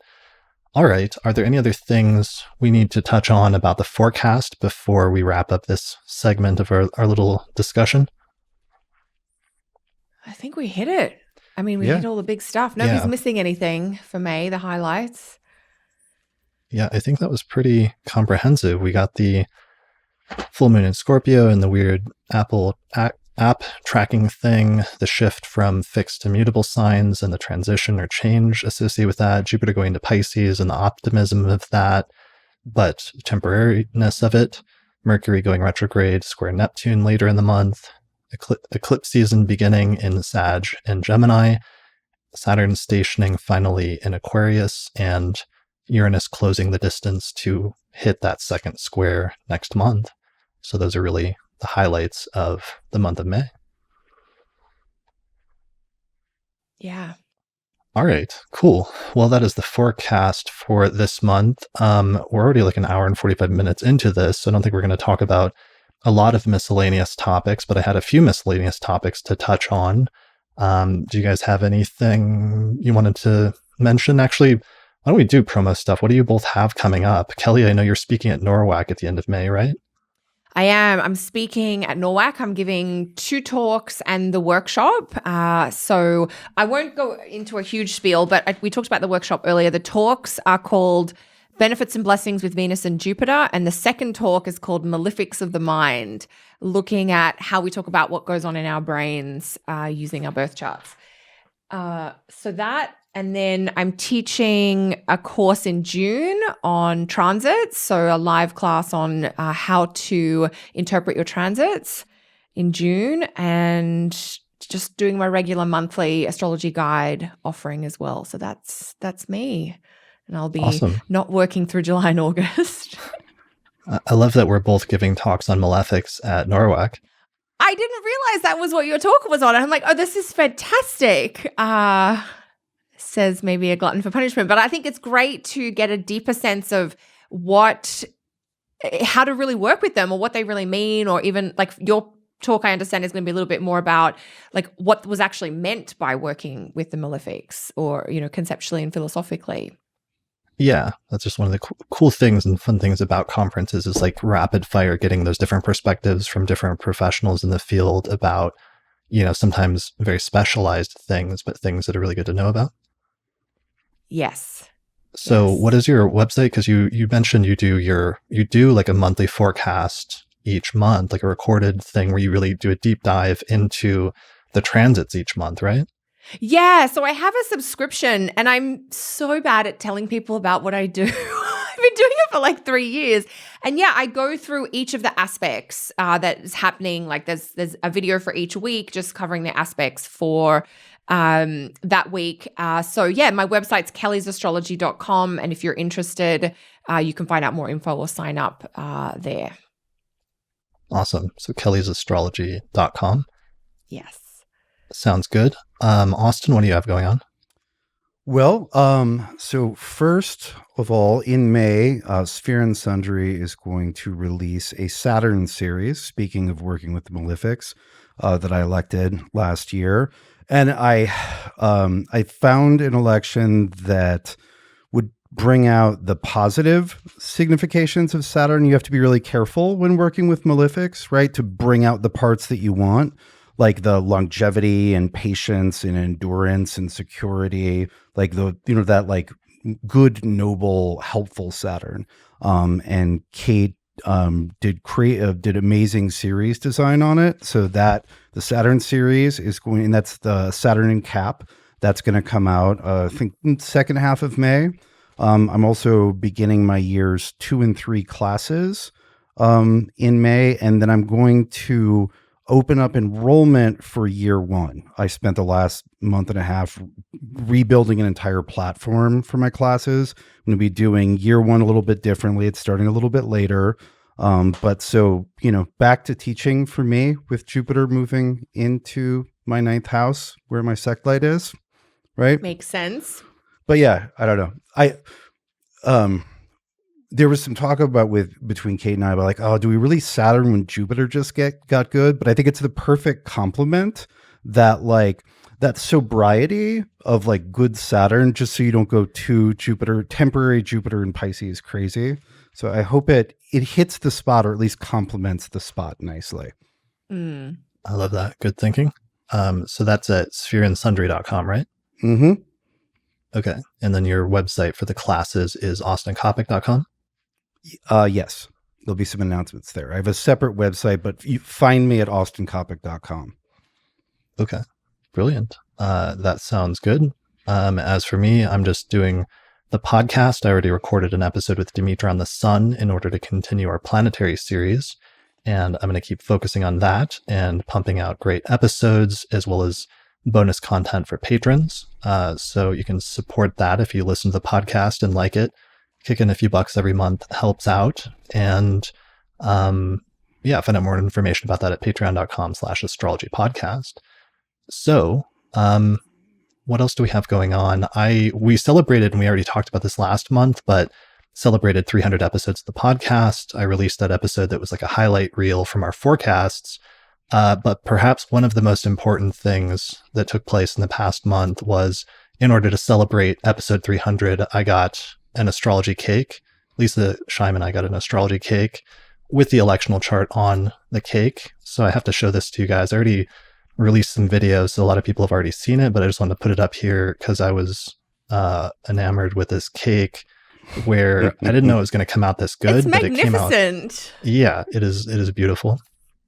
So here it is for people watching the video version. Shout out to Maggie and Molly's Bakery in Denver, where we just I sent in like a diagram and I thought they would maybe, be okay, but this turned out to be like fantastic. And they did tell me that the woman who ended up doing it that morning, was into astrology. So that's why she colorized the glyphs with the elemental scheme, and it just came out really, really well and was also absolutely delicious. So thanks to them for doing that. Here's some detail on the glyphs.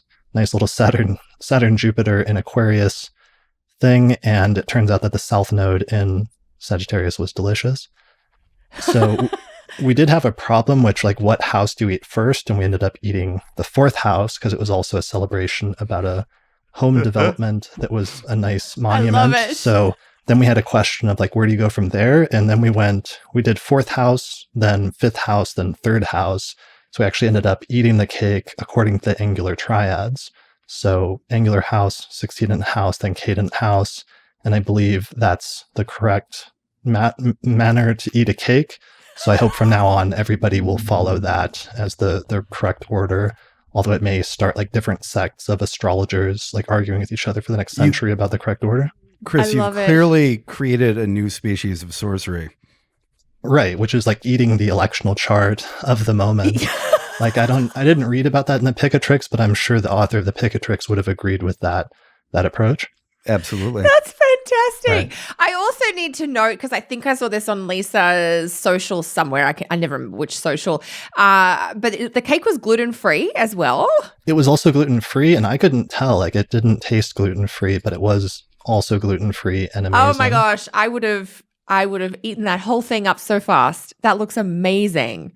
Yeah, I actually really wished you guys were here to enjoy it with us, partially because it was a gigantic cake and I never wanted to eat another cake again after we got done eating it for like a week. But next time you guys are in town, like you were when we did our 2020 year ahead forecast like a year and a half ago, I will definitely get you guys a gluten-free astrology cake, and we can share it together using whatever the most amazing election is next time.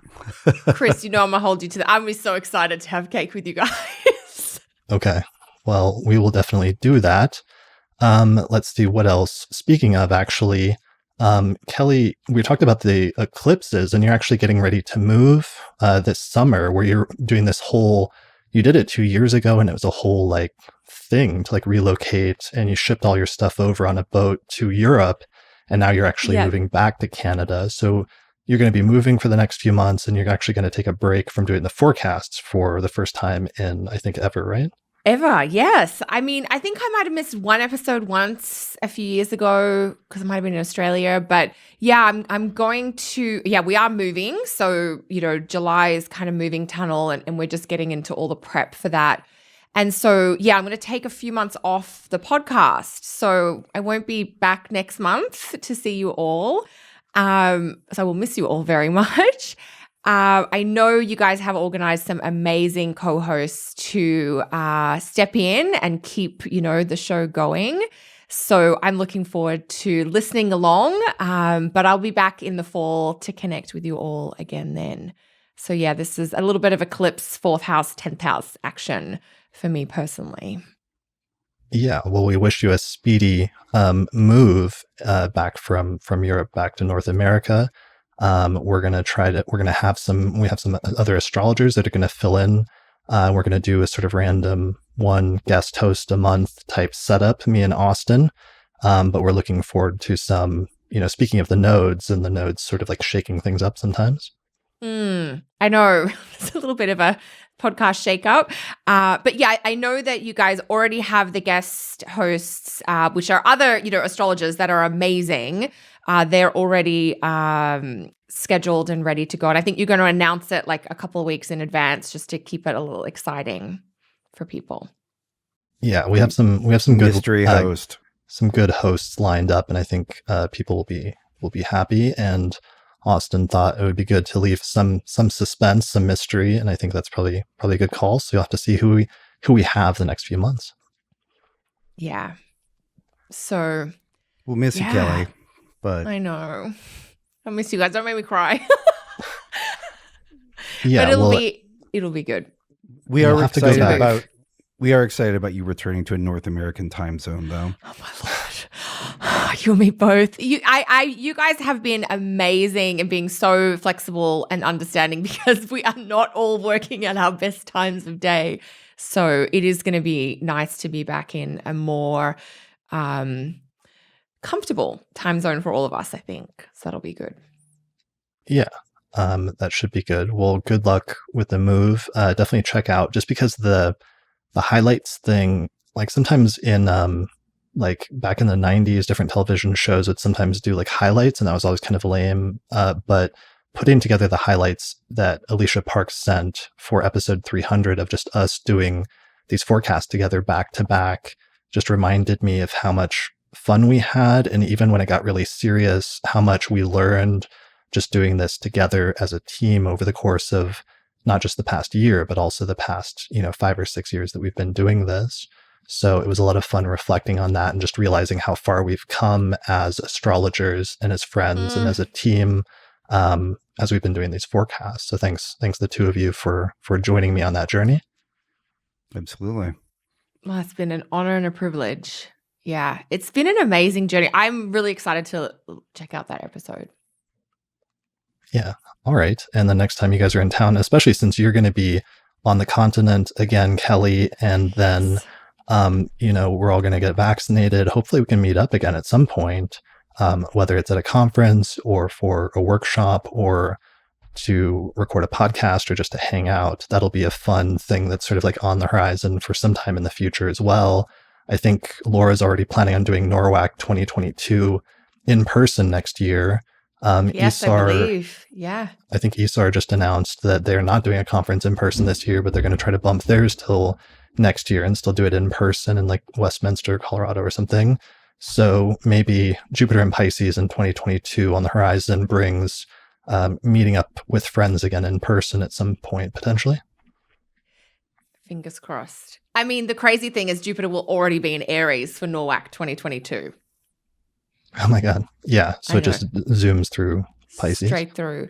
Yeah. I think the US, their travel, I saw an announcement from the CDC a couple of weeks ago, so it could have changed because, of course, announcements change all the time at the moment. But they were saying that if you're fully vaccinated, you can come in and out of the US without quarantining.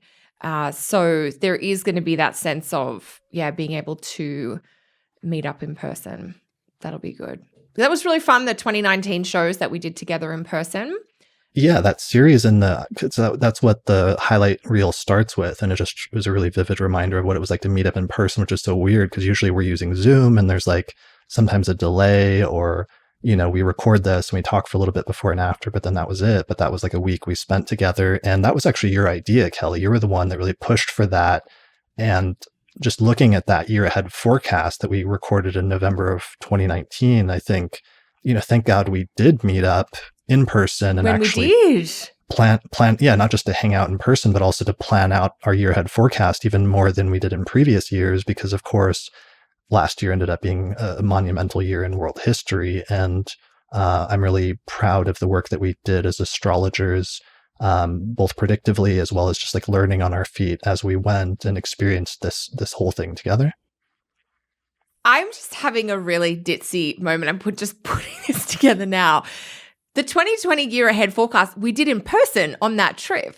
That was the one because we met up for that week and it was really intense. And we recorded the very first thing we recorded, I think, was like the December forecast. So people should actually listen to the December 2019 forecast because that actually contains some stuff that was relevant to 2020. But then the day after that, we recorded in person the 2020 year ahead forecast. And the only reason that we did that was because that fall, you were like, hey, why don't we do this year's in person instead of just doing it online like we always do? And we sort of looked at each other metaphorically and we're like, okay, sure, why not? And that ended up being Jupiter was in Sag. Well, why not? We were all trying everything. Yeah, when we used an amazing Jupiter and Sagittarius election that month to record that very episode because we used our best electional chart for our year ahead forecast. So that's another actually interesting little facet of that as well. Yeah. And just so people know, didn't we record a couple of non-timed episodes then? Like, did we do houses or signs or something? We did our two houses episodes, part 1 and part 2. And those have actually become 2 of the most popular episodes of the Astrology podcast ever on our YouTube channel, partially because it was like an amazing discussion on the houses, but also because it was something we filmed in person and the vibe and just flow between us in conversation was much more fluid than normal as a result of that. Yeah. Yeah, I don't believe I lagged out in person. Yeah. You do not lag in person. That is not you. But that was a lot of fun. And we've also recorded other live episodes in person at conferences where we've done like, what have we done? We've done like Q&A episodes, like a couple of those and maybe a forecast or something. Oh my God, we're going to have to do something at NORWAC 2022. Yeah, that would be a lot of fun. If we all make it to Seattle next year, we'll have to seriously consider that. Okay. You know me, I'm always planning. Right. I'm never short of ideas. Well, and always ready to jump in a plane and like travel across the world for anytime to meet up with friends. Yes. It will be great to be closer again. I think that's part of the, like when we were talking about the nodal piece, that's part of the ache is just familiar, close. Yeah. Yeah.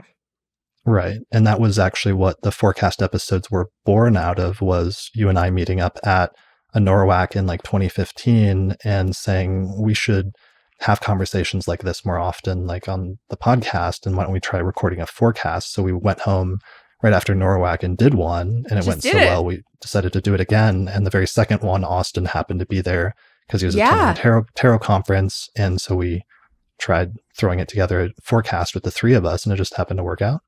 So I love that when we tell the origin story of this, because I think it's really good for people to know we were just winging it. You know, we had an idea and we just thought we'll just try it and see what happens. And then Austin was there and we're like, yeah, just have him, like, let's just do it. And then, you know, it's not like there was a grand plan in the beginning. We had no idea if anyone would listen or be interested or whether we'd just enjoy it and it would be satisfying. Yeah, I think that conversation happened at about 3 a.m. Right. At Norwalk. There may have been some wine involved, probably. There could have been some wine, yeah. It's weird looking back on that now in the past decade, probably realizing that's a more widespread phenomenon than people think, that so many things in the world are actually spur of the moment things where the person doesn't know whether this is going to be a success, and that nothing seems inevitable at the time. It's just something you sometimes do and try out, and sometimes it works out and sometimes it doesn't. But sometimes the future is much more, you know, doing things spur of the moment than you might think. It's the very definition of serendipity, with me being in town for just that week and all that. Right. Yeah. And for an election too. There was the Venus-Jupiter conjunction in Leo. That's right. Yes. In some ways, Right. that was like the official start. I feel like that was a good election. Yeah. Yeah, definitely, for a tarot conference of all things. All right, guys. Well, this has been fun. I have a bunch of other miscellaneous topics I could throw in, but we're at 2 hours, so it might be time to call it a wrap for this episode of the Astrology Podcast. What do you think? I think that's a good idea. I'm uncertain whether I'll be able to participate in the conversation given my internet situation. Understand. I will send a strongly worded letter to Elon Musk inquiring about your internet connection here after we get done recording. But this is a lot of fun. So thank you both for joining me as always. Thanks to our audience of patrons who joined us for the live discussion and for the chat. We really appreciate it. And your feedback and comments always end up shaping and informing the episodes in really wonderful ways. So thank you all for not just joining us, but also for your support. Thank you, Austin and Kelly, for doing the forecast with me. And good luck, Kelly, in your move. And we'll be back again next month, and hopefully again many times after that in the future.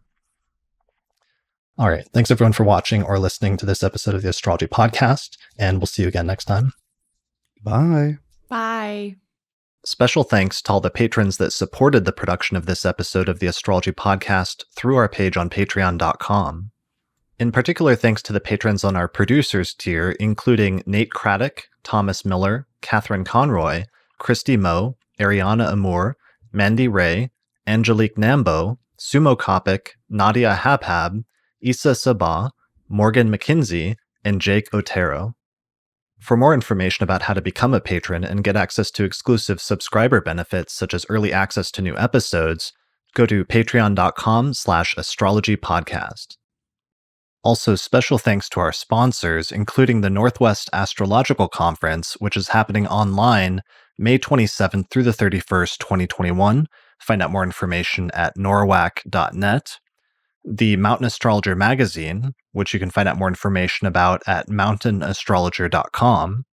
The Honeycomb Collective Personal Astrological Almanacs, which you can find out more information about at honeycomb.co. Also, the Portland School of Astrology, more information at portlandastrology.org. The AstroGold Astrology app, available for both iPhone and Android, available at astrogold.io. And finally, the primary software program that we use on episodes of the Astrology Podcast is called SolarFire Astrology Software, which is available at alabe.com. And you can get a 15% discount with the promo code AP15.